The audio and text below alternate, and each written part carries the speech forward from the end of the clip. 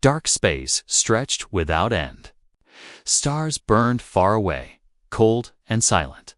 In this deep silence, one broken human ship drifted like a ghost. Its engines were dead, its hull covered with scars of old battles. Inside, a small colony of humans still fought to live. They were lost. They had left Earth many years ago, searching for new homes. But now, no one remembered the way back. The ship's distress beacon sent out a weak signal. "We are not alone." It repeated again and again, fading into the endless dark. The leader of the colony, Captain Elias, stood at the window. His face was pale, tired, but strong. He whispered to himself, "We are far from home, but we will survive." Behind him, men, women, and children huddled in the dim light, hungry and afraid. Supplies were almost gone. If they did not find land soon, they would die. Days passed. The stars outside looked the same, offering no hope. Then, one morning, a young navigator shouted, "Captain, a planet ahead." Everyone rushed to the viewing glass. There it was, a pale world with clouds of green and silver. Hope returned to their eyes. Maybe here they could begin again. The ship entered the planet's orbit with its last fuel. Fire blazed across the hull as it broke into the atmosphere. The crash shook the ground like thunder. Dust rose high as the ship's metal bones dug into the alien soil. Screams, cries, and silence followed. When the dust cleared, the survivors stepped out. The air was sharp but breathable. Strange trees rose tall, with glowing veins running through their bark. The sky was painted in colors they had never seen, half violet, half gold. The land was beautiful, but silent. Too silent. The colonists built a camp near the wreck. Children laughed for the first time in months. Some men gathered fruit-like plants. Others searched for water. Hope grew again. But Captain Elias could not rest. His eyes scanned the strange horizon. Something about this place felt wrong. The next night, while the colony slept, Elias walked alone to the edge of the forest. The trees whispered with a sound like voices. His flashlight showed broken stones half buried under the soil. When he brushed the dirt away, his heart froze. They were not just stones. They were ruins. Old carvings glowed faintly in the dark. Symbols of a language no human had ever seen. The captain returned at dawn and told no one. Fear would break their fragile hope. But he wrote in his log, "This world was not empty. Someone lived here before us." Days passed, and strange things began to happen. At night, colonists heard echoes, like footsteps circling the camp. Food supplies were moved, as if touched by unseen hands. A child swore he saw a tall shadow between the trees, watching with glowing eyes. The people grew restless. "Captain," they whispered, "we are not alone." Elias tried to calm them. "It may be the wind or animals," he said. But in his heart, he knew better. The ruins, the shadows, the silence of the forest, everything spoke of something hidden, something waiting. One evening, the navigator who had first seen the planet disappeared. His tent was empty, his tools left behind. Tracks led into the forest and vanished among the glowing trees. A search party went out, but they found nothing. Only broken branches and a strange humming sound that made their skin crawl. Fear spread like fire. Mothers held their children close. Men sharpened metal scraps into weapons. The colony was turning into a cage of whispers and fear. Then it happened. At midnight, the camp's fire went out by itself. Darkness swallowed the survivors. Out of the forest came a low, deep sound, like a voice, but not human. Shapes moved between the trees. Too many, too fast. The people froze, breath caught in their throats. Captain Elias stood firm, his old rifle shaking in his hands. "Show yourself," he shouted into the dark. For a long moment, Nothing. Then glowing eyes appeared, dozens of them, circling the camp. Shadows taller than any human stepped forward, silent, watching. The colonists trembled. The voice came again, deeper, closer. Words no one understood. The sound crawled under their skin, both terrifying and strange. Elias raised his weapon, but did not fire. Something told him this was not the time.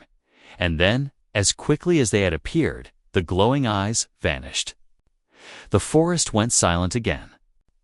Only the echo of the strange voice remained in the colonists' minds. That night, no one slept. Fear and questions filled the air. Who were these beings? Were they enemies or guardians? Had they lived here before humans came? Captain Elias wrote one final note in his log before the sun rose.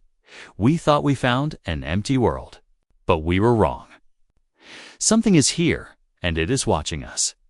The colony had survived the crash. But survival was only the beginning. The new day began with heavy silence. The colony moved slowly, tired from the fear of the night before. Mothers carried children, men checked broken tools, and the fire burned low. No one spoke about the glowing eyes they had seen. But the memory was in their faces, written in fear. Captain Elias stood at the camp's edge, watching the strange forest. His rifle hung heavy in his hands. He knew they could not hide forever. If something lived here, it would come again. Suddenly, a sound broke the silence. Not footsteps. Not the wind. It was a clicking noise, sharp and steady, like stone striking stone. The colonists froze. The sound came closer. From the glowing forest, shapes appeared. Not shadows this time. Real forms. They were taller than any man, with bodies like armor and arms that bent in strange angles. Their faces were sharp, insect-like, with black eyes that reflected the firelight. The colonists gasped. Some raised weapons. Children cried. The creatures stepped closer, clicking their strange language. One of them raised its hand. The sharp claws gleamed. Everyone thought it was an attack. Elias lifted his rifle, ready to fire. But the creature only tapped its chest and then pointed at the humans.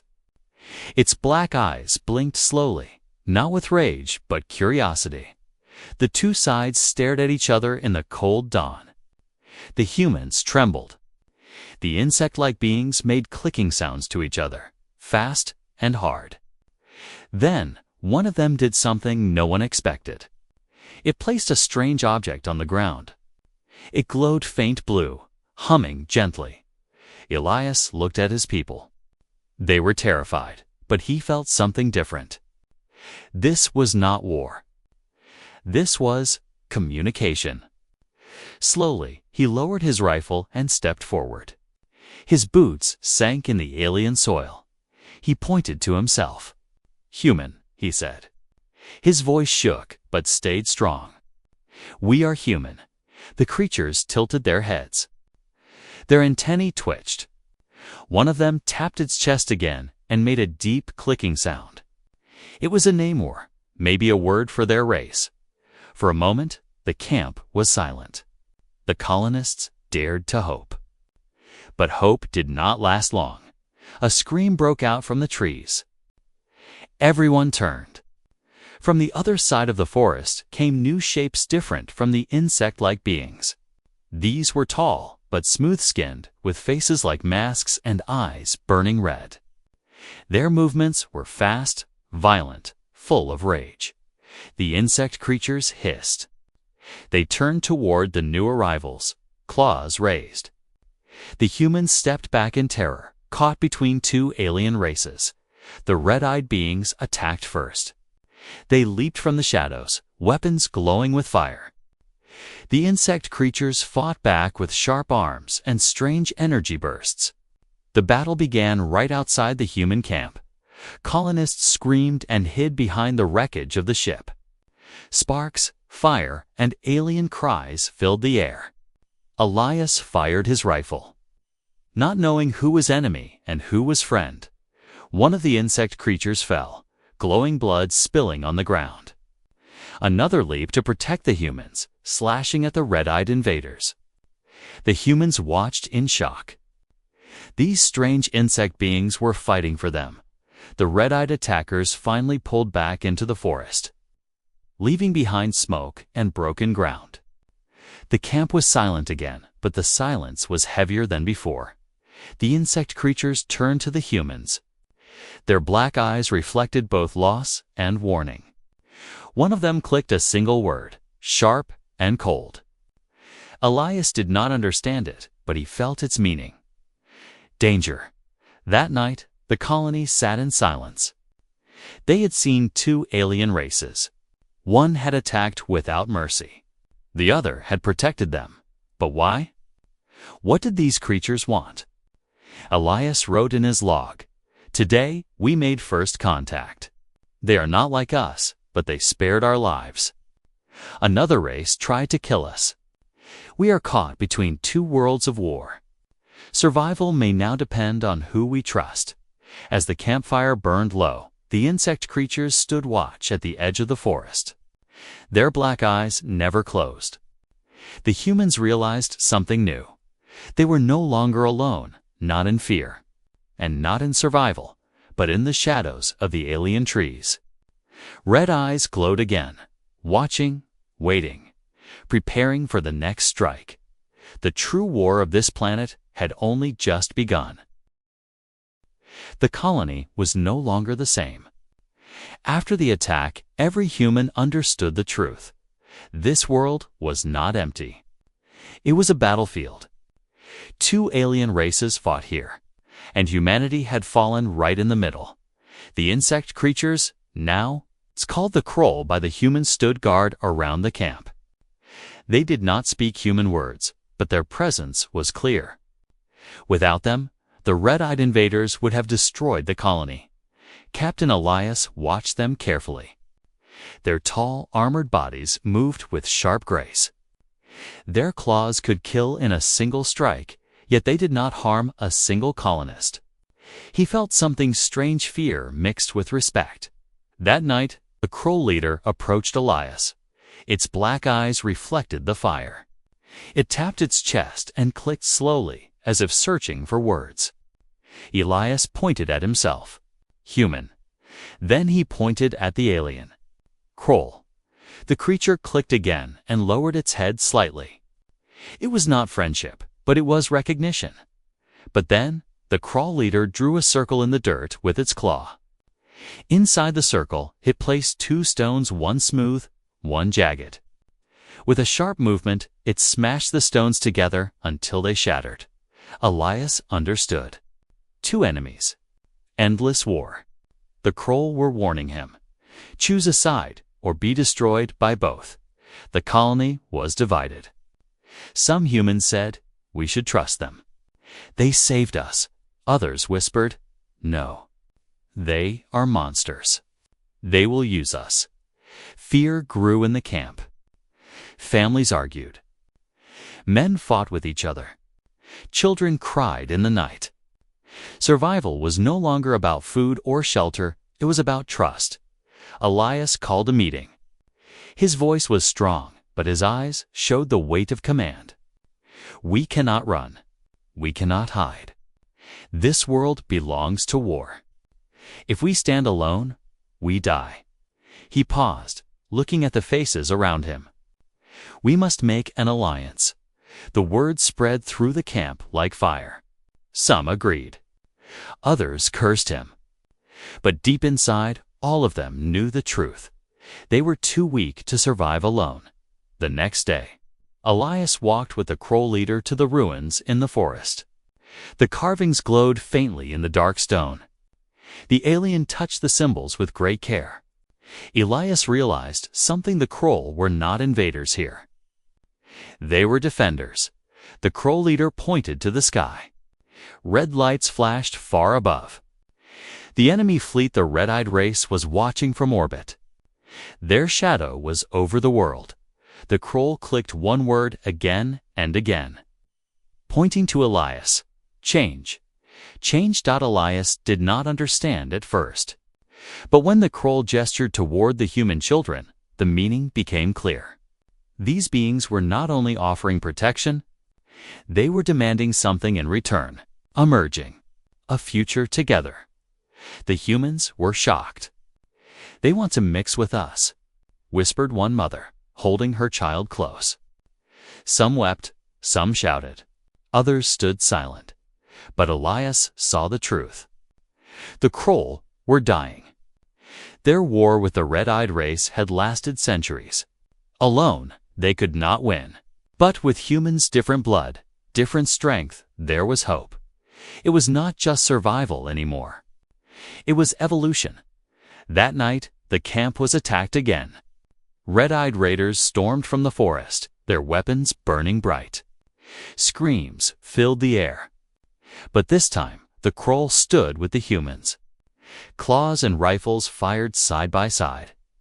Blood alien and human painted the ground. A young human woman, Maria, pulled a wounded Kroll to safety. The alien looked at her with strange eyes, not of hate, but of something new. A bond was forming in fire and blood. The battle ended in victory. The red-eyed raiders fled once more into the forest, leaving bodies behind. The camp burned, but it stood. Elias raised his voice over the smoke. "Tonight, we did not die. Tonight, we fought together." His words echoed in the dark.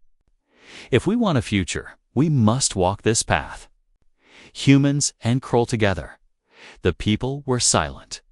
Some faces were pale with fear, others lit with courage. But deep in their hearts, they knew there was no other way.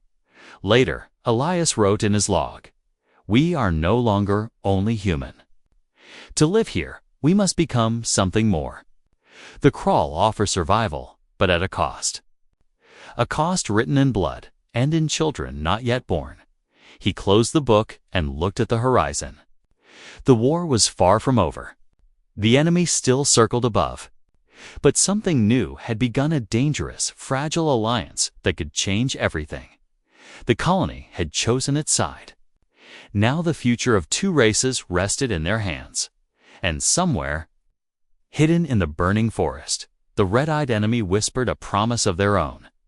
"This world will belong to us." Or to no one. The first step of humanity's transformation had begun. Years passed on the alien world. The human colony, once broken and lost, now lived side by side with the Kroll.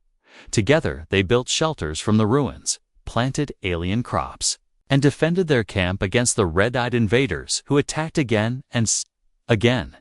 But something new had begun. Something new had begun. Children were born. Not only human children, not only Kroll young, but children of both. The first hybrid child, a girl named Lyra, was born under a violet sky.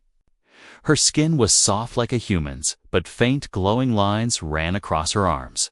Like the Kroll, her eyes were deep black, reflecting light in strange ways.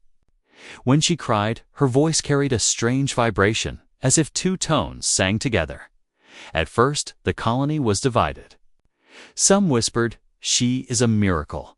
Others spat, "She is not human." Mothers pulled their children close, afraid. Men sharpened weapons, not for the enemy, but for fear of their own blood. But Lyra grew. And with her grew the others. Dozens of hybrid children came in the years that followed. They ran, played, and laughed like human children. Yet each carried a gift the humans could not understand. One boy could see in complete darkness. Another could lift stones far heavier than his size. A girl touched a dying plant, and it bloomed with light. These powers frightened many, but they also saved lives. The Kroll called them the bridge. The humans called them the hybrids. Captain Elias, now older, walked among them often. He watched Lyra climb the ruins like no human child could. He saw her stare at the sky with eyes that seemed to know more than a child should. In her, he saw hope, but also danger. One night, while the colony slept, Lyra wandered into the forest. Her steps were silent, her black eyes glowing faintly. She heard whispers in the wind's strange words in a language she should not have known. She followed the sound until she reached a broken stone tower deep in the jungle. There, the air shimmered with energy. Strange symbols glowed on the ground. Lyra placed her hand on the stone end. The symbols flared bright. The ruins woke. A low hum shook the earth. Lights moved across the stones, forming patterns no one had seen before. Lyra's eyes shone brighter, as if she had awakened something meant only for her kind. When the humans found her, she stood silent in the ruins, her body glowing faintly. She turned to them and said words no human had taught her. "This world remembers me." Fear spread through the camp once again. Was she the future or the end? The next day, arguments broke out. "These children are not ours," shouted one man. "They are alien, dangerous." Others defended them. "They are our blood too. Without them, we cannot survive." The camp split into two sides, one that embraced the hybrids, and one that demanded they be sent away. The Kroll watched in silence, their dark eyes unreadable. But deep inside, they knew the truth. The hybrids were stronger than both humans and Kroll. They were something, knew something the red-eyed enemy feared. The fear became real when the invaders attacked again. This time, they came in greater numbers, with weapons that burned the sky. The camp was nearly destroyed. Humans fought bravely, Kroll fought fiercely, but it was not enough then. In the middle of battle, Lyra stepped forward. Fire rained down, and yet she raised her small hands. The air shimmered, and a shield of light spread across the camp. The enemy's fire broke against it like waves against stone. The colonists stared in shock. The hybrids joined her, each using strange powers they had never revealed. Together, they pushed back the invaders, forcing them into retreat. Victory was theirs. But the camp was silent, uneasy. The humans whispered, "What are they?" The Kroll whispered, "What will they become?" Elias knew the answer was not simple. That night, he wrote in his log, "The children are the key. They are neither fully human nor fully Kroll. They are something greater, something dangerous. If they choose to stand with us, we will live. If they turn against us, we are finished." He closed the log and looked at Lyra, who sat staring at the sky again. Her black eyes seemed to see far beyond the stars. Later, in the shadows of the forest, the red-eyed enemy gathered. Their leader, tall and cruel, looked down at the battlefield from a distance. His voice was cold. "The hybrids have awakened. If they rise, our empire will fall." He raised his weapon high. "Destroy them all, before it is too late." The hybrid generation had begun, and with it, a future no one could control. The colony stood uneasy after the battle. The hybrids had saved them with powers no human could explain. Yet instead of peace, fear grew. Some humans whispered that the children were no longer theirs. Others believed they were the only hope for survival. Captain Elias knew the truth: unity was breaking. And in that crack, danger was waiting. It began with whispers. Men gathered at night, speaking in low voices. They spoke of the Kroll, of the hybrids, of the future. "We are not building a human colony anymore," said one. "We are building an alien nest." Another spat on the ground. "We were meant to bring humanity to the stars, not mix our blood until we vanish." Fear turned into anger. Anger turned into hate. Among them was Jonas Hale, a strong man with sharp eyes and a voice that carried weight. He had lost his wife during the first crash, and bitterness grew inside him. He looked at the hybrids with disgust. "They are not our children," he told the others. "They are weapons. And weapons must be controlled or destroyed." The men listened. They nodded. A secret faction was born.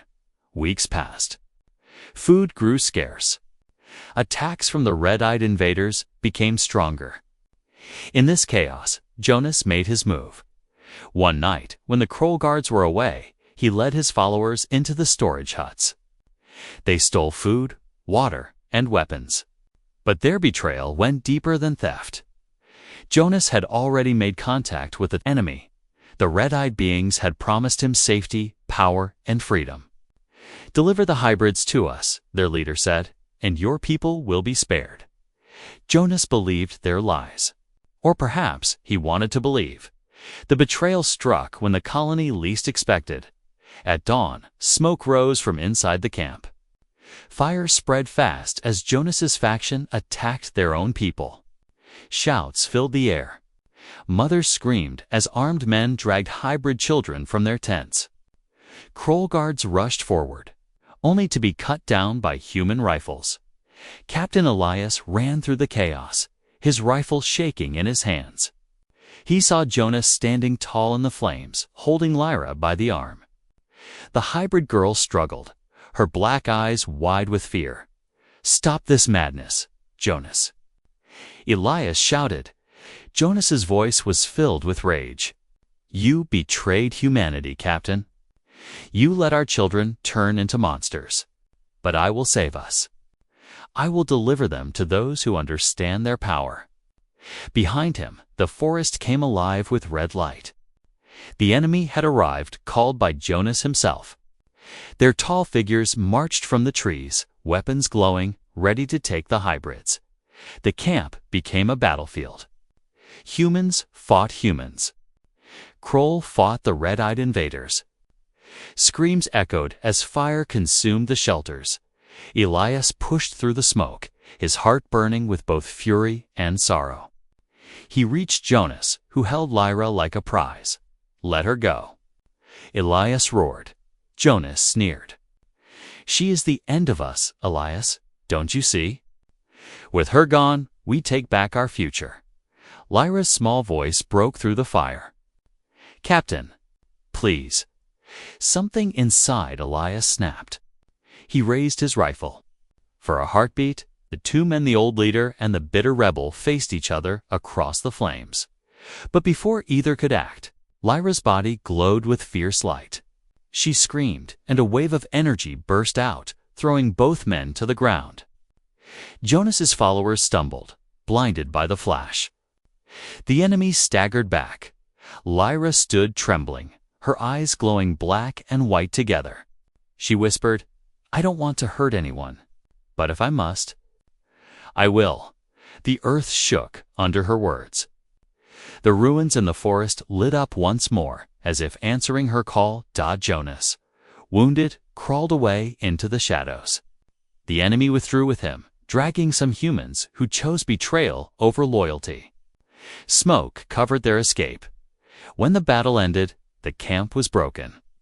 Bodies lay across the ground. The fires burned long into the night. Elias stood with his people, but his heart was heavy.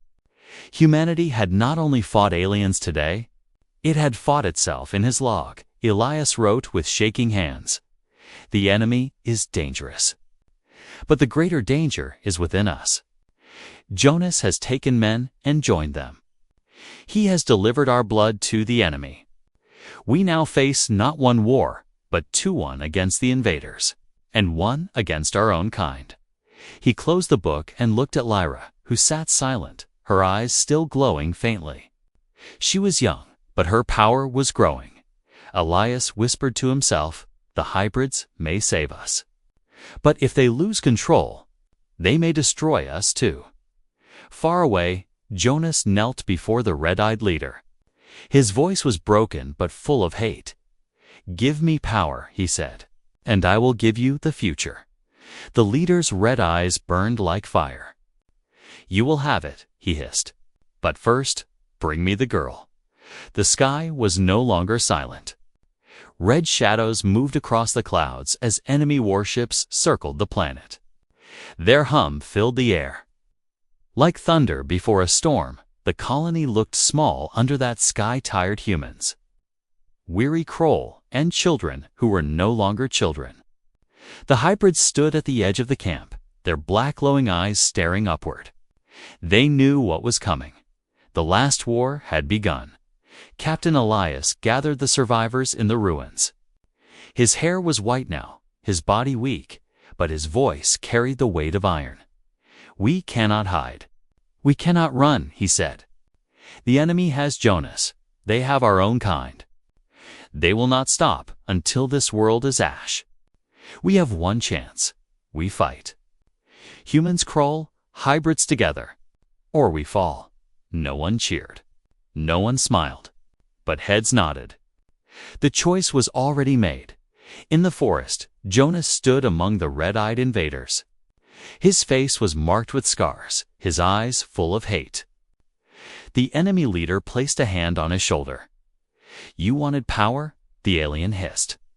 "Now you will have it." A burning brand was pressed into Jonas's chest. He screamed as his veins lit with fire. When he rose, his eyes glowed red. No longer human, not fully alien. He had become something twisted on enemy of his own blood. The first strike came at dawn. Fire rained from the sky as enemy ships unleashed destruction. The colony's shelters exploded. Trees burned. The earth cracked under the heat, but the defenders were ready. Krull warriors leaped into battle, their claws slicing through enemy ranks. Humans fired rifles, their shots sharp in the chaos, and the hybrids, still young but powerful, stood in front, their bodies glowing with strange light. Lyra raised her hands. A wall of energy rose from the ground, blocking the enemy's fire. The other hybrids joined her, weaving powers no one understood. For a moment, the tide turned. The colony pushed back, but then Jonas appeared. He walked through the flames, his body pulsing with red light.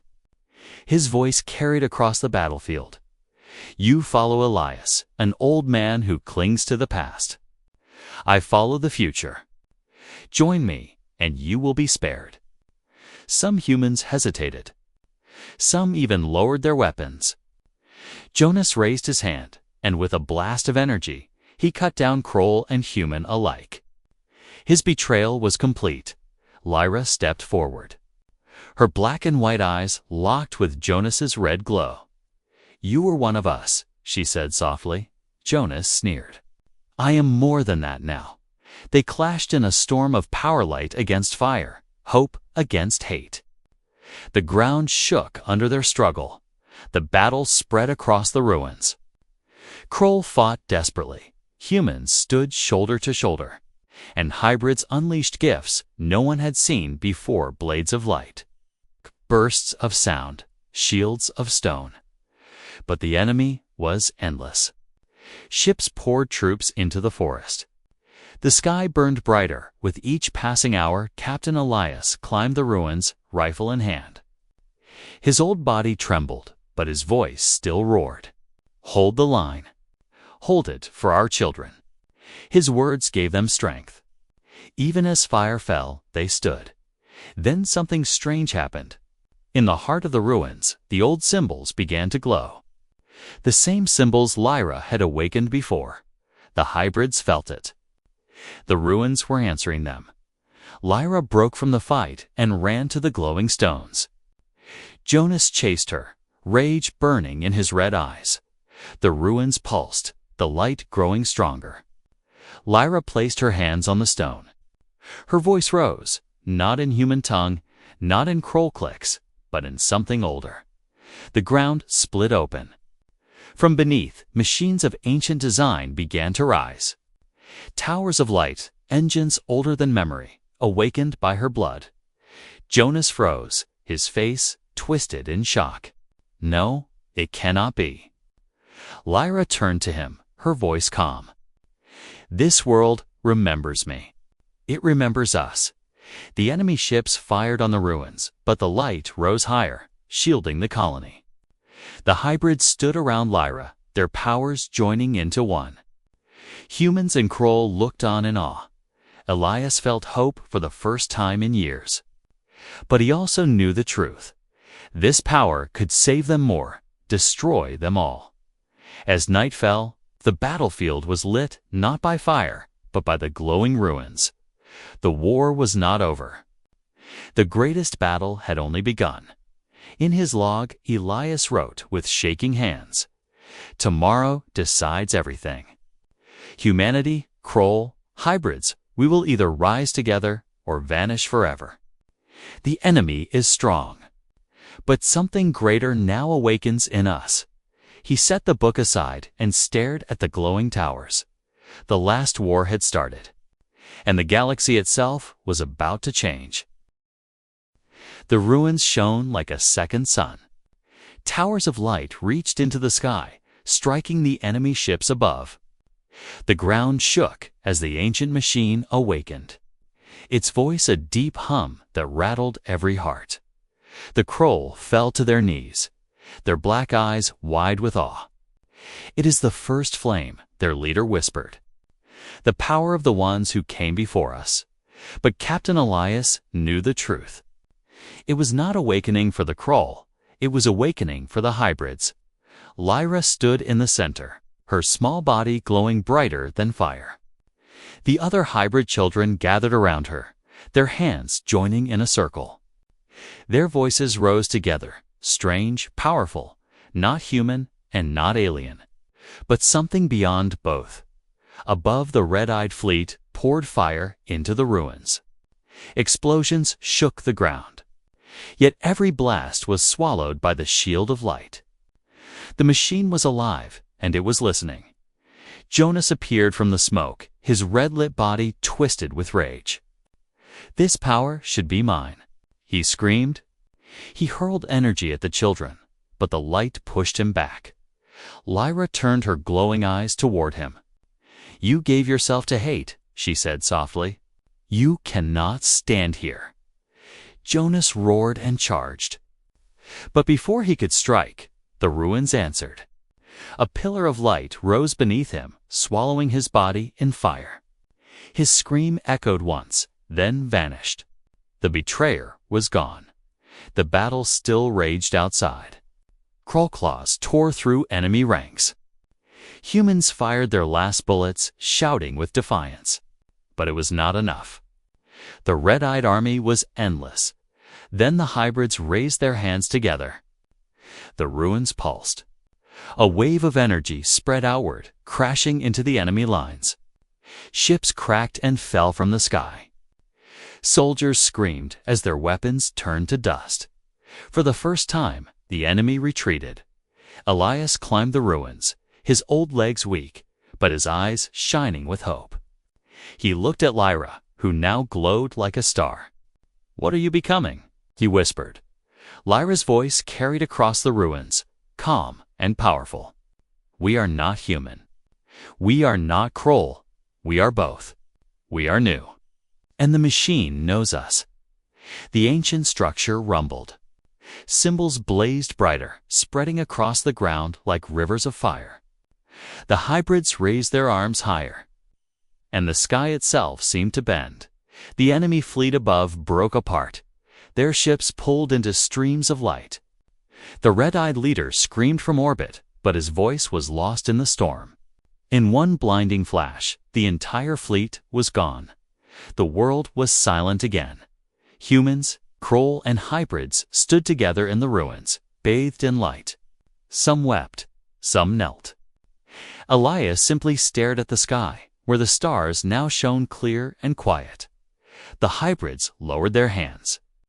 The ruins went still, but the glow remained in their eyes. "It is finished," Lyra said. "The enemy is gone." The Kroll leader stepped forward and bowed his armored head.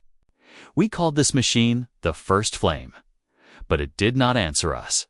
It answered you? Your blood carries the key." Elias placed a hand on Lyra's shoulder. "Not just hers, all of theirs. They are our children, the future of us all."